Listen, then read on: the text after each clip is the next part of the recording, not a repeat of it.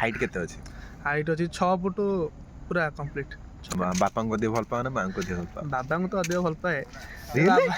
मतलब आज चोर पुलिस पिला अधिक खेला होतिला ता माने ताहले तमे गुपचुप देकी पठे दउछ।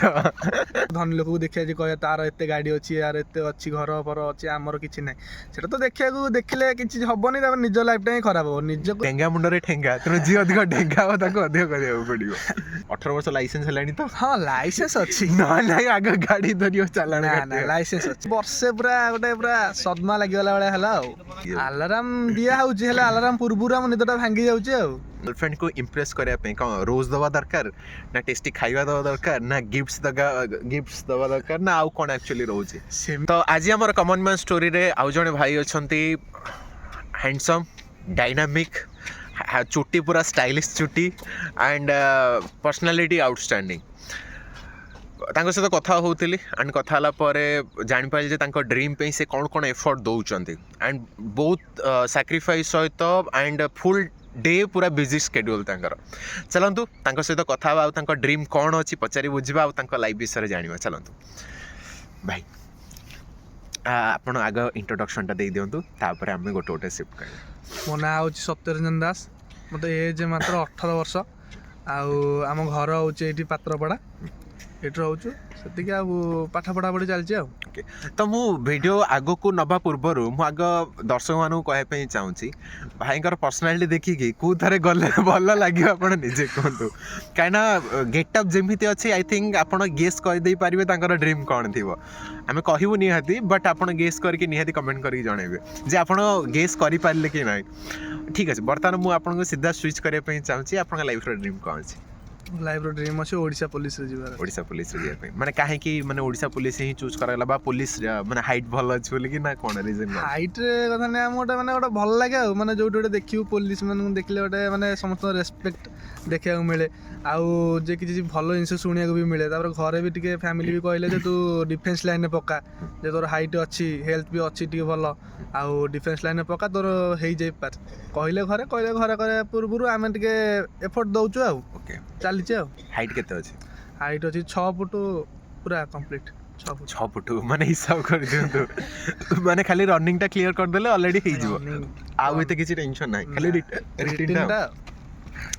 ओके तो ताले घरे प्रेशर करले बोली बा इंसिस्ट करले बोली कि तेनु पुलिस रे माने इच्छा भितरु आसे भी थिला गोटे छोट बेलु इच्छा थला जे छोट बेलु स्कूल ले पचरंती कि तुम बड़ होले कोन हबो सेटा फास्ट मो पार्ट रु हारे पुलिस हे बोली मतलब आज चोर पुलिस मिला अधिक खेला होतिला तेणु निहाती बहुत पुलिस एक्चुअली बर्तमान तमें जिते देखुच एक्चुअली बर्तमान टाइम रो जो पुलिस मानू देखुच तमें चाहूच पुलिस हाँपाई बर्तमान पुलिस एक्चुअली जो हिसाब से करूँगी क्या मोस्टली तुम जब कमन मैन को लोक पचार पुलिस को देखिए डरुंच अधिक एंड तुम हाइट पर्सनालीटी एमती जो सतरे पुलिस जो लोक डरवे निहाती बुझल ना सेटा तो भय न रहिले लोक मानकर आ किछि ही नै तले हमर से पुलिस के लाभ कोन एटा भय रखिया पे गोटे भय रहिले गोटे लोकटा ता लिमिट भीतर रहइबो न नै केते कोटे केस कर दसन तो आपण देखुथिबे रिसेंटली केते केस चलछि तेणु जे किंतु भय रहा ठीक किंतु एमती ना जे लोक निजर एति डरी भी न जानतु जे से माने निजर कथा को प्रेजेंट न करी ना ना एते भी भय न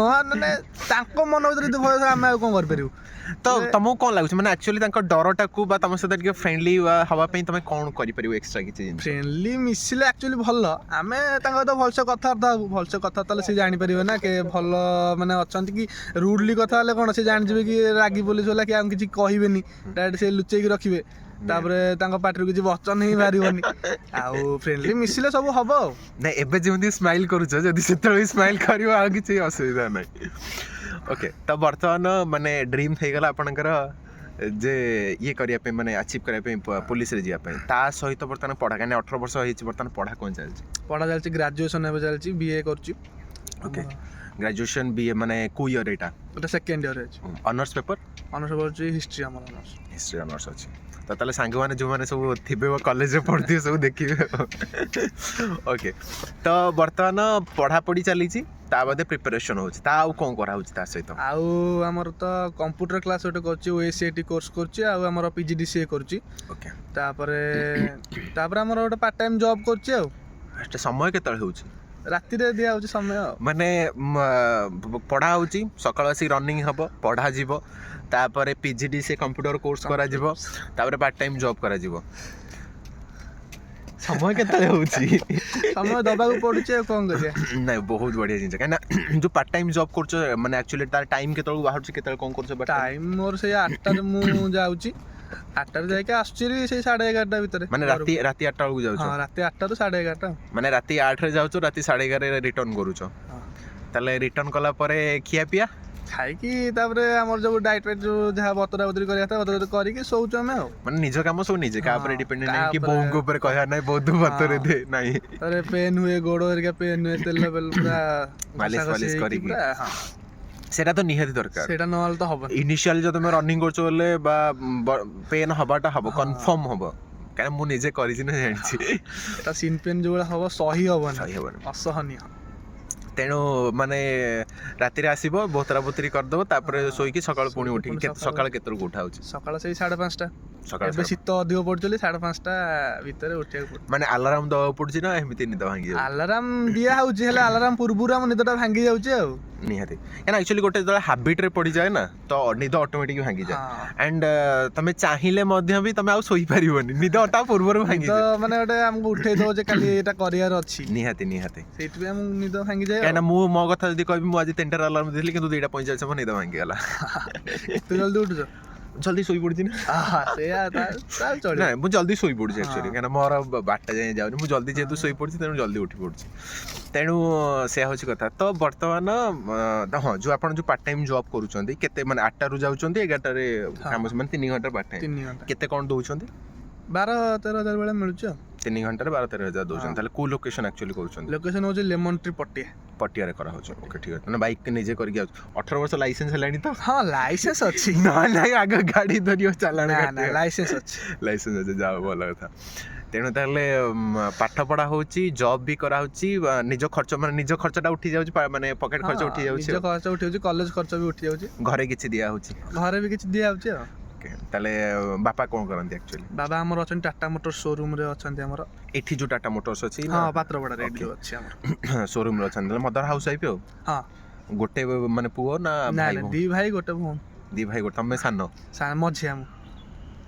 ଆହୁରି 2ଟା ଭାଇ ଅଛନ୍ତି ନା ମାନେ ନା ବଡ ଭାଇ ମୋର ମୋ ତଳେ Okay, ସାନ ଭଉଣୀ ମାନେ ଅଛି। ସାନ ଭଉଣୀ ଅଛି ଆଉ ହେଲା ଆଉ ତାହେଲେ ଆମ ବଡ଼ ଭାଇ ଡେଙ୍ଗା ଉପରେ ମାନେ କ'ଣ ବଡ଼ ଭାଇ ଉପରେ ସବୁତିକ ପ୍ରେସର ତମ ଉପରେ ଟିକେ ଆସୁନଥିବ ନା କମି ଯାଉଛି ଆଉ ସେଇଭଳିଆ ଆଉ ମାନେ ହେଲେ ଘରର କିନ୍ତୁ ସବୁ କାମ ମୁଁ କରୁଛି ଛୋଟଠୁ ନେଇକି ବଡ କାମ ମୁଁ କରୁଛି। ତାହେଲେ ଭାଇ ଏତେ ଇଏ ମତେ କରୁନି। ଲାଗୁଛି ତାହେଲେ ତମ ଭାଇ ଟିକେ ହାଇଟ୍ରେ କମ୍ ଥିବ ତାହେଲେ ହଁ ମାନେ ହାଇଟ୍ ରୁ ଟିକେ ମାନେ ଏଇ ମୋ କାନ୍ଧ ଯାଏଁ ଆସୁଛି ଆଉ କଥାରେ ତଥାପି ହାଇଟ୍ ଅଛି ତାର କାନ୍ଧ କାନ ଯାଏଁ ଆସୁଛି ପୁରା। ହଁ କାନ ଗୋଟେ କଥା ନାହିଁ କି ଡେଙ୍ଗା ମୁଣ୍ଡରେ ଠେଙ୍ଗା ତେଣୁ ଯିଏ ଅଧିକ ଡେଙ୍ଗା ହବ ତାକୁ ଅଧିକ କରିବାକୁ ପଡ଼ିବ ଓକେ ଜୋକ୍ସ ଆପାର୍ଟ ତ ଜିନିଷ ହେଉଛି ବର୍ତ୍ତମାନ ଲାଇଫ୍ ଏମିତି ବିଜି ସ୍କେଡ୍ୟୁଲ୍ ତା ବାଦେ ପ୍ରେମ ହେଇଛି ମୁଁ ହେଇଛି ହଁ। ଥରେ ନା କେତେ ଥର ଥରେ ହେଇଥିଲା ସେଟା ଭାଙ୍ଗିଗଲା Okay. ଏବେ ଆଉ ଥରେ ହେଇଛି ଆଉ। ତାହେଲେ ବ୍ରେକଅପ୍ ଯେତେବେଳେ ହେଲା କେତେ ଦିନ କାନ୍ଦା କାନ୍ଦି ହେଲା କାନ୍ଦା କାନ୍ଦି ମାନେ ସେଇଭଳିଆ ହେଲେ ବର୍ଷେ ପୁରା ଗୋଟେ ପୁରା ସଦମା ଲାଗିଗଲା ଭଳିଆ ହେଲା ଆଉ। ମାନେ ପୁରା ଡିପ୍ରେସନରେ ନା ହଁ କ'ଣ ଡିପ୍ରେସନରେ ପୁରା ଯେତେବେଳେ ଡିପ୍ରେସନରେ ଥିଲ ଡିପ୍ରେସନରୁ ବାହାରିବା ପାଇଁ କ'ଣ କରିଥିଲ ବାହାରେ ପାଇଁ ମୋର ହଉଛି ଗୋଟେ ତ ମୁଁ ସଙ୍ଗ ଶୁଣେ ସଙ୍ଗ ଶୁଣ ସଙ୍ଗ ଶୁଣିଲେ ମୋତେ ଭଲ ଲାଗେ ରିଲ୍ସ ଫିଲ୍ସ ଦେଖେ ତାପରେ ଟିକେ ଧ୍ୟାନ ଦିଏ ପାଠ ପଢ଼ାପଢ଼ି ଟିକେ ଚାଲିଲେ ସେ ମାଇଣ୍ଡ ବିଜି ହେଇଯାଏ ଆଉ ସେ କଥା ମନେ ପଡ଼େନି ଆଉ। ଏବେ ମନେ ପଡୁଛି ନା ନାଇଁ ନା ଏବେ ଆଉ ମନେ ପଡ଼ୁନି ଆଉ। ଓକେ ଠିକ୍ ଅଛି ତ ତାହେଲେ ଆଉଥରେ ପୁଣି ପ୍ରେମ ହେଲା ତାହେଲେ ହଁ ହେଇଛି ଆଉ। ପ୍ରେମ ହେଇଛି ଓକେ ତାହେଲେ ଏବେ ଯେଉଁ ହେଲା ମାନେ ଦିଟାକ କେସ୍ରେ ପ୍ରପୋଜ କିଏ କରିଥିଲା ତମେ ନା ସିଏ ଫାର୍ଷ୍ଟରେ ସିଏ କରିଥିଲେ ସେକେଣ୍ଡରେ ମୁଁ କରିଛି ଆଉ। ହେଲା ଆଉ ତାହେଲେ ମାନେ ତା ସହିତ ମୁଁ ଟିକେ ଚାହିଁବି ଯେଉଁମାନେ ଆମ ଦର୍ଶକ ଅଛନ୍ତି ଯେଉଁମାନେ ଅଲରେଡ଼ି ଯାହାର ଗାର୍ଲଫ୍ରେଣ୍ଡ ଅଛନ୍ତି ତ ଗାର୍ଲଫ୍ରେଣ୍ଡକୁ ଇମ୍ପ୍ରେସ୍ କରିବା ପାଇଁ କ'ଣ ରୋଜ୍ ଦେବା ଦରକାର ନା ଟେଷ୍ଟି ଖାଇବା ଦେବା ଦରକାର ନା ଗିଫ୍ଟସ୍ ଦେବା ଦରକାର ନା ଆଉ କ'ଣ ଆକ୍ଚୁଆଲି ରହୁଛି ସେମିତି ଦେଖିବାକୁ ଗଲେ ସେଟା ଝିଅ ଉପରେ ଡିପେଣ୍ଡ କରେ ଯଦି ତା ଡିମାଣ୍ଡ ଅନୁସାରେ ତମେ ସେଟା କରିବ। ତମେ କ'ଣ ଦେଇକି ଇମ୍ପ୍ରେସ୍ କରୁଛ ମୋର ସେମିତି କିଛି ନାହିଁ ମୁଁ ବାସ୍ ଗୋଟେ କଥାରେ ତାକୁ ମାନେ ବାସ୍ କିଛି ତାକୁ ଦିଏନି ଖାଲି ପ୍ରପୋଜ କରିଥିଲି ସିଏ କଥାବାର୍ତ୍ତା ହେଇକି ଟିକେ ହଁ ମାରିଥିଲେ ତାପରେ ଆଉ କିଛି ନାହିଁ, ଏମିତି ଜଷ୍ଟ ନର୍ମାଲ ଖାଇବା ପିଇବା ଚାଲିଛି, ଗୁପଚୁପ ଟିକେ ଖାଇଦେଉଛୁ ସେତିକି, ଆଉ ଗିଫ୍ଟ ଫିଫ୍ଟ ଏତେ ନାହିଁ। ବର୍ଥଡେ ହେଲେ କ'ଣ ହେଲେ ଟିକେ ଗିଫ୍ଟ ଦିଆହେଉଛି, ନହେଲେ ଆଉ କିଛି। ତାମାନେ ତାହେଲେ ତମେ ଗୁପଚୁପ ଦେଇକି ପଠେଇ ଦଉଛ। ମୁଁ ଚାହିଁବି ଆମ ଦର୍ଶକମାନଙ୍କୁ ଆପଣ କମେଣ୍ଟ କରି ନିଶ୍ଚୟ ମୋତେ ଜଣାନ୍ତୁ, ଯେତେବେଳେ ଆପଣ ଫାର୍ଷ୍ଟ ପ୍ରପୋଜ କରିଥିଲେ ବା ଯଦି ଆପଣ ଗାର୍ଲଫ୍ରେଣ୍ଡ ଯଦି ରୁଷିଛି ତାକୁ ମନେଇବା ପାଇଁ, ତାହେଲେ ଆପଣ କ'ଣ କରୁଛନ୍ତି? ଭାଇ ଯେମିତି ଗୁପଚୁପ ଖାଇକି ତାଙ୍କୁ ମନେଇ ଦେଉଛନ୍ତି, ତ ଆପଣ ମଧ୍ୟ ନିହାତି କୁହନ୍ତୁ ଯେ ଆକ୍ଚୁଆଲି କ'ଣ କରିଥିଲେ ଆପଣ। ତ ତାହେଲେ ମାନେ ଆପଣଙ୍କର ତ ଡେ ପୁରା ଫୁଲ୍ ବିଜି ସ୍କେଡ୍ୟୁଲ ପୁରା ବିଜି ହେଇଯାଉଛି, ତା ବାଦେ ଗାର୍ଲଫ୍ରେଣ୍ଡ କମ୍ପ୍ଲେନ୍ କରୁଛି ନା ନାହିଁ ମୋତେ ସମୟ ଦଉନ? ଆଗରୁ ସମୟ ଦିଆ ହଉଥିଲା, ଯେହେତୁ 2 ବର୍ଷ ହେଲାଣି ରିଲେସନସିପ୍ ପ୍ଲସ୍ ହେଲାଣି, ତାହେଲେ ଆମର ଆଗରୁ ଟାଇମ୍ ଦିଆହେଉଥିଲା, ପୁରା ଫୁଲ୍ ଟାଇମ୍ ଦେଉଥିଲୁ। ତାପରେ ଏବେ ଟିକେ ଟାଇମ୍ କମିବାରୁ ମଝିରେ ମଝିରେ କୁହନ୍ତି, ହେଲେ ବୁଝେଇ ଦିଏ ଆଉ କ'ଣ କରିବା। ଗୁପଚୁପ ଚାଲ ଗୁପଚୁପ ଖାଇଛି, ଗୁପଚୁପ ଖାଇଦେଲେ ହେଇଯିବ ଆଉ ନା କ'ଣ? ନାଇଁ ବହୁତ ସୁନ୍ଦର ଜିନିଷ, କାହିଁକିନା ସମସ୍ତଙ୍କୁ ଜାଣିବା ଦରକାର ଯେ କେମିତି ମନେଇବା ଦରକାର, କାହିଁକିନା ସେଇଟା ନ ଜାଣିଲେ ଆଇ ଥିଙ୍କ ହବନି। ତ ତମର କଥା ସୁଇଟ୍ ଟକିଂରେ କଥା ମାନି ଯାଉଛନ୍ତି ଅଧାରୁ ଅଧିକ ଟାଇମ୍, ନା ଖାଲି ଖୁଆଇବାକୁ ପଡୁଛି? ନାଇଁ କଥାବାର୍ତ୍ତା ହୁଏ। ଓକେ, କାହିଁକିନା କାଲି ଜଣେ ଭାଇଙ୍କ ସହିତ କଥା ହଉଥିଲି, ସିଏ ବି ସେଇ ଜିନିଷ କହିଲେ ଯେ ଗାର୍ଲଫ୍ରେଣ୍ଡ ମାନେ ସଦାବେଳେ କମ୍ପ୍ଲେନ୍ କରନ୍ତି ତମେ ମୋତେ ଟାଇମ୍ ଦଉନ, ଇଏ କରୁନ, ସେ କରୁନ। ରୁହେ, ଝିଅ ପିଲାଙ୍କର ସେଇଟା ଟିକେ ଗୁଣ ଥାଏ, ତେଣୁ ସିଏ ବି ସେମ୍ ଜିନିଷ ହିଁ କହୁଛନ୍ତି ନା ଆଉ କିଛି ଏକ୍ସଟ୍ରା କିଛି? ତ ଆଉ କ'ଣ ସେମ୍ ତ। ଓକେ, ଯାହା ବହୁତ ସୁନ୍ଦର ଜିନିଷ, କାହିଁକିନା ଏମିତି ନାହିଁ ଯେ ଲାଇଫ୍ରେ ଆମେ କେବଳ ପଇସା ପଛରେ ଯିବା, ନା ଲାଇଫ୍ରେ ଖାଲି ଗୋଲ୍ ଓରିଏଣ୍ଟେଡ୍ ହବା, ତା ସହିତ ଲାଇଫ୍ରେ ଆମେ ସବୁ ଆସ୍ପେକ୍ଟ ଫ୍ୟାମିଲିକୁ ଟାଇମ୍ ଦିଆହେଉଛି ନା? ଫ୍ୟାମିଲି ତ ଅଲୱେଜ୍ ନା, କାହିଁ ମୋତେ ଲାଗୁନି ତ, କାହିଁକିନା ତମେ ଏବେ ବାହାରକୁ ଆସିଲ, ପୁଣି କଲେଜ ବାହାରକୁ ଯିବ, ପୁଣି କୋଚିଂ ବାହାରକୁ ଯିବ, ପୁଣି ରାତିରେ ପାର୍ଟ ଟାଇମ୍ ଜବ୍ କରିବ, ହଁ ନା ନାଇଁ? ଆଉ ସମୟ କେତେବେଳେ ହେଉଛି ଘରକୁ ଦେବା ପାଇଁ? ସମୟ ମାନେ ଯେତେବେଳେ ଦ୍ୱିପହର ଟାଇମ୍ଟା ଘରେ ରହିଲୁ, ଏମିତି ବସିକି କଥାବାର୍ତ୍ତା ଟିକେ।